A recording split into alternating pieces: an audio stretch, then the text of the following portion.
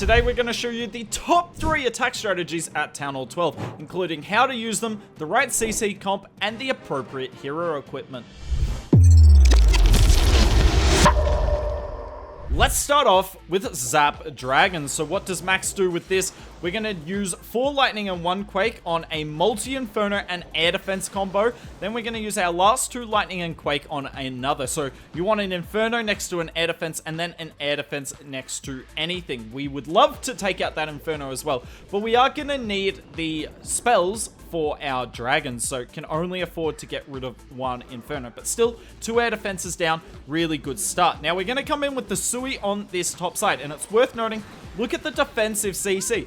It's nowhere near this. We do not want to take the risk of pulling an enemy Lava Hound or an enemy Ice Golem CC. So your heroes with this army you want to use nowhere near. Meanwhile, whilst this Sui is happening, we've got an E-Drag setting a funnel on the bottom side. Then we're going to go straight into the Town Hall. This surprised me with this army, but Max elects to go into the Town Hall almost every time.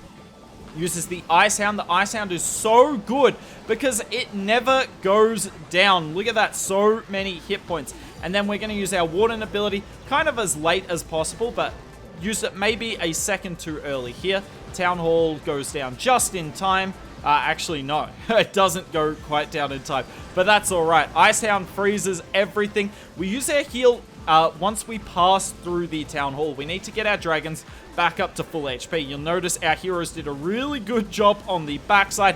Now we're going to have the Slammer, and we use our Slammer kind of like you'd use a Royal Champion at the higher Town Halls. You use it where your dragons aren't going to take down key defenses. The Slammer's also a bit more impervious to the Sweeper. Yes, the Sweeper will affect it, but it does have a quicker movement speed. Then we're bringing a Baby Drag and Loons out of that.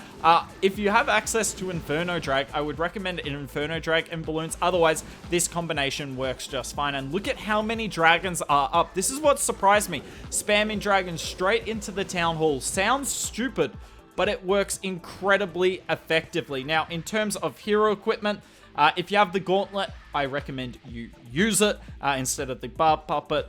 If you have the Healer Puppet or the Frozen Arrow, that can definitely work here. And then with the Warden, I'll click on it right here for you. He does bring the Life Gem. Now, you could think about bringing the Rage Gem with this army. Completely up to you. Both of them are effective. Of all the armies to appear in the top 3, I didn't think Queen Charge Super Archers would be one of them. But you'll see why in a second. This army is incredible, and one thing I like about it is it can work on almost every base style. In fact, the only thing you need for this base is an eagle towards the outside of the base, and thankfully most bases have an eagle in one of the outside compartments because they want to separate it from the value targets elsewhere around the base. So what do? You're going to Queen Charge the Eagle, and basically as soon as the Eagle goes down, you're going to start sending the funnel with your King. So the King's on the other side, and I'm guessing you can see we're going to Super Archer straight down the middle. Now, I don't like that we kind of use the Log Launcher as a tank. This army surely could be better with maybe an Ice Golem or anything in front of it to help it out. But regardless, we pop the Warden ability nice and early, and look at the work these Super Archers can do. Queen ability goes off. Now, unfortunately, the toughest thing about this army is that you do need to multitask a little bit. So, not super easy, but it's super effective because these Super Archers, there's nothing they can't reach throughout the base. And if these healers stay anywhere near them, they will not go down. We have Yetis in the CC. Look at this Archer Tower. Goes down. Nothing can stop it. The Queen gets stuck by a wall. She's not going to get that much more value, but the Super Archers can clear it all up. Yetis going towards the Town Hall here, but because our Log Launcher went down so early, they're going to struggle to get through the wall. But that's okay. We've got the Super Archers for a reason. Now, unfortunately, the healers swap, but that's okay. The Super Archers get a Town Hall down 4 tiles behind the wall. Our Queen couldn't have got that, but the Super Archers sure can. And look at this. These healers switch back to the Super Archers, which is huge, and they just take everything down. I couldn't quite believe this. Our Queen, by the way, did beat around the base, but has not taken down the back end. But that's fine. We've still got so many Super Archers up. Super Archers, bases aren't ready for this sort of army. And like I said, most bases will have an eagle towards the outside. So there's no reason you can't make this army work. Now, obviously, you do need Super Archers active. So I guess that's the biggest weakness of the army, but trust me, it will be worth the 25,000 Dark Elixir. Look at this. One of the super archers here is hitting the multi-inferno. I mean, the range on these things is ridiculous. Now, you do need the life gem with this, because otherwise the super archers do not have enough HP. With the queen charge, I definitely bring the archer puppet, unless you're a proficient queen charger. There you go, I can click that. And with the king, if you have the gauntlet, use it. By the way, worth noting, he got all of these attacks done for the video today without failing a single one. What better way to finish this video than with Zap Witches? So we use the Zap spell, spread them out there to get as many defenses down as possible, and you're gonna zap out 2 multi-infernos. But obviously, there's 3 Infernos at Town Hall 12, so which ones do you zap out? Well, notice the ones he zapped out here. One on the far left, one on the far right, and it means we've got a great path to go straight through the middle of the base. So in terms of which multis you zap, don't necessarily zap the ones with the most value, but the ones that produce the best path for the rest of your attack. Now, you'll notice with this army, Max is bringing super giants. Now, if you can't get the super giants, then you can use golems, and that's more than strong enough. But I really like the super giants with this, and I'll show you why in a minute. So a line of super giants, a line of witches, then we've got king, queen, and warden that we're going to put straight in the middle. And look at this base get completely and utterly overwhelmed.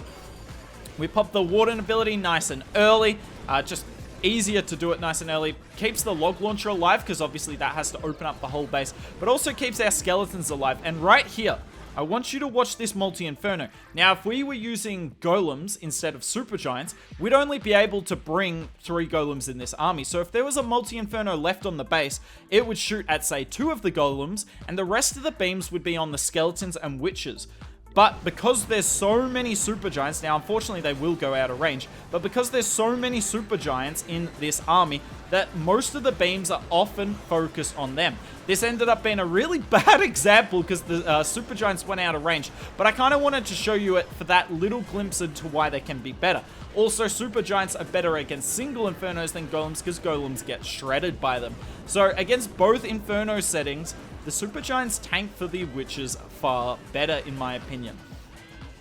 Queen's going to come around. Thankfully, she's going to take the town hall down nice and easy. And now it's a matter of cleanup. We do have the Yetis come out of the log launcher. They'll take down the rest of this base. This base isn't going to be crushed by any stretch of the imagination, but it doesn't really matter how you take the base down as long as it goes down. And the obvious biggest benefit of this army, really easy to execute and simple to plan. You're not going to spend hours on this. Now, in terms of hero equipment, I wouldn't use the archer puppet here that Max is using. You could look at bringing the healer puppet, for instance. That would be really nice to help not only your queen, but maybe the witches as well. Yet again, if you have the gauntlet, use it. And with the warden, definitely use the life gem. I know you don't have many rage spells, so you think the rage gem is better, but what you'll find is the witches don't have enough HP and are extremely susceptible to splash damage. And that's the end of the video. Let us know, did we get the top 3 right? Is there some armies we missed? And which armies are you most looking forward to trying at Town Hall 12?